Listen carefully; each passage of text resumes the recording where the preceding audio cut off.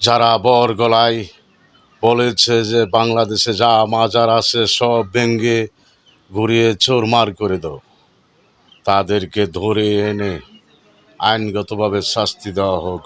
বর্তমান সরকারের উপদেষ্টা, প্রধান উপদেষ্টাকে বলছি, তাদেরকে আর্মি দিয়ে অ্যারেস্ট করে এনে তাদেরকে সর্বোচ্চ শাস্তি দেওয়া হোক। তারা এই দেশটার মধ্যে এই বিশৃঙ্খলা সৃষ্টি করেছে।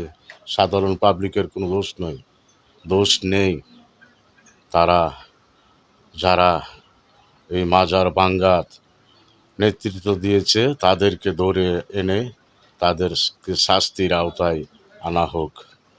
যারা মাজার ভাঙ্গার অনুমতি দিয়েছে, এই হবিষ্যগল দেশটাকে ধ্বংস করে দিচ্ছে।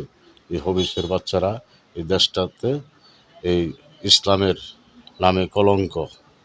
তারা ইসলাম চায় না, তারা চায় গর্গবিন্দ যেমন দেশটাকে চালাচ্ছিল, মুসলমান ধ্বংস করে দিয়েছিল, এই গর্গবিন্দের মতন এই মুসলমান এই বাংলাদেশ থেকে মুসলমানদের ইমান কেড়ে নিতে চাচ্ছে।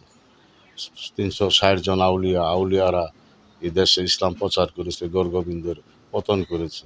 আবার গর্গবিন্দর সহকারীরা এই মাজার ভাঙ্গার অনুমতি দিয়ে দেশটার মধ্যে এই আগুন লাগিয়েছে।